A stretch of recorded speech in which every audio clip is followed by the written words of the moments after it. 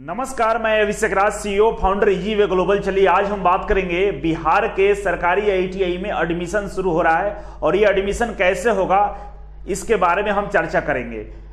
बिहार में जितने भी सरकारी आईटीआई उसमें 15 जनवरी से काउंसलिंग स्टार्ट हो रहा है एडमिशन के लिए। काउंसलिंग कैसे करना है, काउंसलिंग कौन कौन बच्चे करेंगे, इसके बारे में हम जानकारी देंगे। इसके अलावा अभी तक अगर आपने मेरा फेसबुक ग्रुप नहीं ज्वाइन किया है तो जल्दी से ज्वाइन कर लीजिए। इसके अलावा अगर आप आईटीआई की हैं, गवर्नमेंट जॉब की तैयारी करना चाहते हैं, उसके लिए इजीवे कोचिंग ज्वाइन कर सकते हैं जो कि पटना में है। और इस पे जो नंबर दिख रहा है इस पे कॉल करके पता कर सकते हैं कि कोचिंग में आपके लिए क्या क्या सुविधाएं हैं। तो चलिए शुरुआत करते हैं। बिहार के सरकारी आईटीआई में जो काउंसलिंग शुरू हो रहा है उसके लिए वही कैंडिडेट एलिजिबल है, योग्य हैं जो बिहार के सरकारी आईटीआई में एडमिशन के लिए एंट्रेंस एग्जाम दिए थे।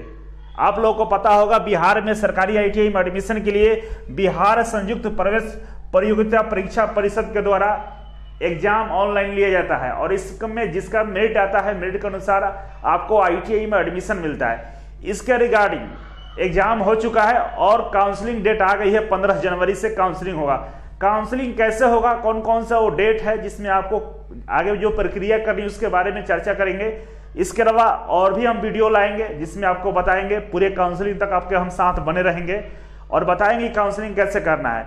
तो पूरी जानकारी अगर चाहते हैं तो इस चैनल से जुड़े रहिए, सब्सक्राइब कर लीजिएगा तो आपको जानकारी मिलता रहेगा। सबसे पहले काउंसलिंग कराने के लिए इस वेबसाइट पर आने के लिए आपको ये जो बिहार गवर्नमेंट का जो अपना एक वेबसाइट है, पोर्टल है BCECEBOARD.bihar.gov.in, ये डालेंगे तो ये पेज खुलेगा। ये होम पेज है। इस पेज पर आएंगे तो बहुत सारा जानकारी आपको दिखाई देगा।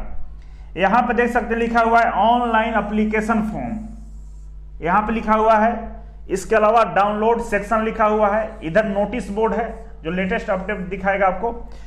और यहां पर आएंगे तो एग्जामिनेशन के नाम लिखे गए हैं। जो हम लोगों का एग्जाम होता है उसके लिए यहां पर दिया गया है, देख सकते हैं ITI कैट लिखा हुआ है। अब आपको करना क्या है, मैंने इस नोटिफिकेशन को डाउनलोड किया है, आप भी डाउनलोड करके रीड कर सकते हैं। इसमें जो इंपॉर्टेंट पॉइंट्स है जो आपको मैं बताने वाला हूं, डिस्कस कर दूंगा, जिससे आपको पता चल जाएगा किस दिन क्या होने वाला है और कैसे होगा। इसके अलावा भी हम आगे वीडियो लाते रहेंगे इस पूरे काउंसलिंग के दौरान, जिससे आपका एडमिशन आसानी से हो जाएगा। इसमें देखेंगे कि ये बिहार सरकार, बिहार संयुक्त प्रवेश प्रतियोगिता परीक्षा परिषद की तरफ से नोटिस है और औद्योगिक प्रशिक्षण संस्थान में प्रतियोगिता परीक्षा 2020 के आधार पर बिहार राज्य के सरकारी औद्योगिक प्रशिक्षण संस्थानों के ITI ट्रेड की सीटों पर नामांकन हेतु ऑनलाइन काउंसलिंग कार्यक्रम के संबंधित ये नोटिस दिया गया है। ये इसमें लिखा गया है और सीधे हम चलेंगे देर तक करते हुए कि इसमें क्या क्या चीजें हैं। पॉइंट है, पॉइंट को रजिस्टर कीजिएगा, ध्यान दीजिएगा इसमें क्या क्या लिखा गया है। पहले आपको इस वेबसाइट पर आना है और इस वेबसाइट पे जाकर मेरिट ऑफ ITI कैट 2020 इस पर क्लिक करके अपना रैंक कार्ड निकाल लीजिए। कितना रैंक है और रैंक कार्ड आपको मिल जाएगा इसके वेबसाइट पे। आपको मेरिट ऑफ ITI कैट 2020 पे ऑप्शन पे क्लिक करेंगे तो आपको रैंक कार्ड प्राप्त कर लेंगे। सभी लोग को मिल गया हो, सभी लोग देख लिए होंगे क्योंकि बहुत पहले आ चुका है। इसके बाद आपको न्यू रजिस्ट्रेशन करना है। ऑनलाइन काउंसलिंग के लिए आपको रजिस्ट्रेशन करना है जिसका लिंक 15 जनवरी से स्टार्ट होगा। उस ऑनलाइन काउंसलिंग के लिए आपको नया से फ्रेश रजिस्ट्रेशन करना होगा। फ्रेश रजिस्ट्रेशन करने के लिए आपको न्यू रजिस्ट्रेशन पर जाकर रजिस्ट्रेशन करेंगे जिसमें आपको लॉगिन आईडी और पासवर्ड आपको दे दिया जाएगा और उसी लॉगिन आईडी पासवर्ड से 15 तारीख को आप कॉलेज चॉइस करेंगे और आपको कॉलेज चॉइस करने के बाद मेरिट लिस्ट आएगा और फर्स्ट काउंसलिंग में अगर आपको कॉलेज अलॉट हो जाते हैं तो आप जाकर एडमिशन ले सकते हैं। अदरवाइज फिर सेकंड काउंसलिंग करेंगे। तो काउंसलिंग की जो तिथि है उसके बारे में भी यहाँ पर जानकारी दी गई है कि किस तरह से काउंसलिंग होंगे। आगे बढ़ेंगे तो हमको यहाँ पे दिखाई देगा, यहाँ पे डेट, ये जितने भी डेट है ये सारे डेट यहाँ पे हमको दिखाई देगा। अब यहाँ पर देखिए ये जो हाईलाइट करके लिखा हुआ उसके बारे में हम जानकारी लेते हैं कि अगर कोई अभ्यर्थी किसी भी कारणवश निर्धारित तिथि तक अपना डॉक्यूमेंट वेरिफिकेशन नहीं कराता है तो वैसे सभी आवंटित अभ्यर्थियों को अगले राउंड के लिए अयोग्य मानते हुए आवंटित सीट को रिक्त मान लिया जाएगा और वे आगे की काउंसलिंग हेतु भी अयोग्य हो जाएंगे। परंतु अगर फर्स्ट राउंड में किसी अभ्यर्थी को सीट आवंटन नहीं होता है तो वो अगले राउंड में इंतजार करेंगे। इसको समझिए, अगर आप रजिस्ट्रेशन कर लिए, आपका लॉगिन आईडी पासवर्ड मिल गया, इसके बाद अगर आप काउंसलिंग नहीं करते हैं तो फिर आपको अयोग्य माना जाएगा और अगले काउंसलिंग में फिर आप बैठ नहीं पाएंगे। लेकिन फर्स्ट राउंड का जो काउंसलिंग होगा, अगर आप उसमें पार्टिसिपेट करते हैं और मान लीजिए आपको सीटें अलॉट नहीं होती है, तो दोबारा से सेकंड काउंसलिंग में आप बैठ सकते हैं। लेकिन अगर आप काउंसलिंग में नहीं बैठिएगा, फिर डायरेक्ट दोबारा में बैठने का प्रयास कीजिएगा, तो आपको बैठने नहीं दिया जाएगा, ऐसा इसमें लिखा हुआ है। इसके बाद जो महत्वपूर्ण तिथि है उसके बारे में हम चर्चा कर लेते हैं। ये 12 तारीख तो बीत चुका है। 12 जनवरी को था कि seat matrix and business rule position on website. Seat matrix आपको मिलता है किसमें कितना सीट है, किस कॉलेज में सीटों की संख्या कितना है, वो 12 तारीख को रिलीज हो जाएगा। रिलीज हो चुका है, आप वेबसाइट पर जाकर उसको डाउनलोड कर सकते हैं। इसके अलावा दूसरे नंबर पर starting date of online registration and choice filling of seat allotment, ये 15 जनवरी से होगा। जो अभी इंतजार है, अभी लिंक नहीं आया है, लिंक आ जाएगा, कल तक लिंक आ जाएगा। आप 15 जनवरी से इसे काउंसलिंग करना शुरू कर देंगे, मतलब रजिस्ट्रेशन ऑनलाइन करेंगे काउंसलिंग के लिए। इसके बाद last date of online registration choice filling of seat allotment and locking, आपको 24 जनवरी लास्ट डेट रहेगा फर्स्ट काउंसलिंग के लिए, सीट लॉकिंग के लिए। इसके बाद नेक्स्ट है first round provisional seat allotment result publish date 29 तारीख है। 29 तारीख को प्रोविजनल एडमिशन के लिए रिजल्ट पब्लिश कर दिए जाएंगे। प्रोविजनल एडमिशन ये होता है कि मान लीजिए आपका कॉलेज मिला है गया, और गया कॉलेज मिला तो आपको आकर पटना में काउंसलिंग कराना होगा। आपको सेंटर बताएगा, एड्रेस देगा, जहां पे जाकर आपने डॉक्यूमेंट्स जमा करना होगा, डॉक्यूमेंट वेरिफिकेशन कराना होगा, और आपका एडमिशन यहाँ पे प्रोविजनल हो जाएगा, मतलब कंफर्म नहीं हुआ है, सीटें अलॉट हो गई है, आपका एडमिशन हो गया। इसके बाद आप फिर आप जो कॉलेज आपको मिला उस कॉलेज में जाकर पर्सनली फिजिकली आप फिर से दोबारा से एडमिशन ले लेंगे।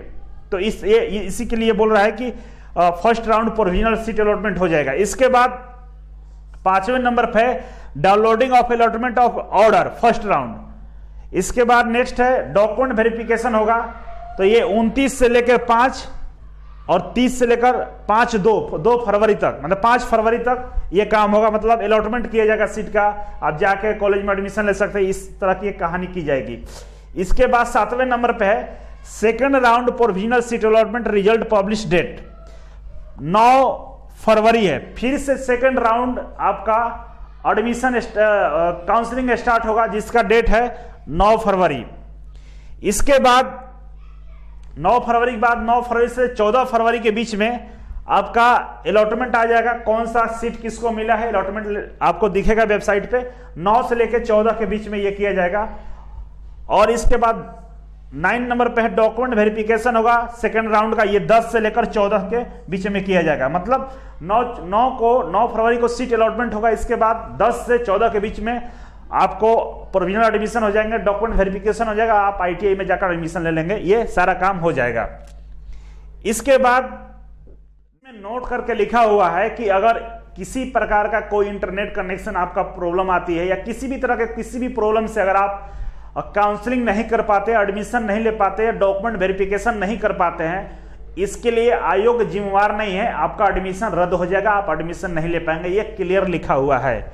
और इसमें लिखा गया कि जो डेट आपको दिया जाएगा, जिस दिन आपको जाकर काउंसलिंग कराना है, जो भी अधिकारी का नाम लिखा रहेगा, जो भी एड्रेस रहेगा, उस एड्रेस पर जाकर आपको काउंसलिंग हर हालत में कराना होगा, नहीं तो आपका एडमिशन छूट जाएगा। इसके लिए आयोग जिम्मेवार नहीं है, ऐसा इसमें बताया गया है। बाकी एक चीजें आपको कंफर्म कर देते हैं, क्योंकि इसके आप लोग बाद में ऐसा ना बोले कि सर आपने बताया नहीं था। 2 तरह की कॉलेजें होती है, एक एनसीबीटी होता है और एक एससीबीटी होता है, ध्यान रखिएगा। और एनसीबीटी एससीबीटी में अंतर यह होता है कि ये स्टेट गवर्नमेंट का होता है और ये होता है आपका सेंट्रल गवर्नमेंट का। सेंट्रल गवर्नमेंट के से अगर आप आईटीआई करते हैं तो पूरे भारत में कहीं भी फॉर्म भरेंगे, आपका फॉर्म अप्लाई हो जाएगा, आप फॉर्म भर सकते हैं, दुनिया का हर चीज आप कर सकते हैं, कोई दिक्कत नहीं होगी। लेकिन एससीबीटी से करेंगे आप तो यहाँ पे थोड़ा सा प्रॉब्लम है। थोड़ा सा प्रॉब्लम यह है कि पीएसयू जो पब्लिक सेक्टर कंपनी होती है, जैसे आईओसीएल, बीएचएल, सेल, गेल, ये सब कंपनियों में एससीबीटी वालों को मौका नहीं दिया जाता है सरकारी नौकरी के लिए। इसके अलावा आपको कहीं कहीं अप्रेंटिसशिप के लिए भी आपको नहीं बुलाएगा। तो लेकिन अगर आप अप्रेंटिसशिप कर लेते हैं तो फिर आप इसके इक्विवेलेंट हो जाएंगे एनसीबीटी के, फिर आप कहीं भी फॉर्म भर पाएंगे। लेकिन एससीबीटी से आईटीआई करने के बाद आप रेलवे, मेट्रो, इलेक्ट्रिसिटी बोर्ड, ये जगह आप आसानी से जा सकते हैं, कोई दिक्कत नहीं है। अगर किसी को इलेक्ट्रिसिटी बोर्ड में नौकरी करना है, मेट्रो में नौकरी करना है, रेलवे में नौकरी करना है, तो उसके लिए कोई दिक्कत नहीं है, एससीबीटी से कर सकता है।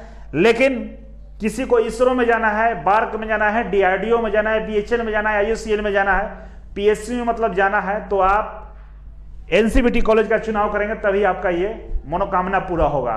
तो चलिए आगे जो भी अपडेट आएगा मैं आपको बताऊंगा, और आज के लिए बस इतना ही था। Thank you so much. फिर मिलते हैं आपसे एक नई वीडियो नई जानकारी के साथ, तब तक के लिए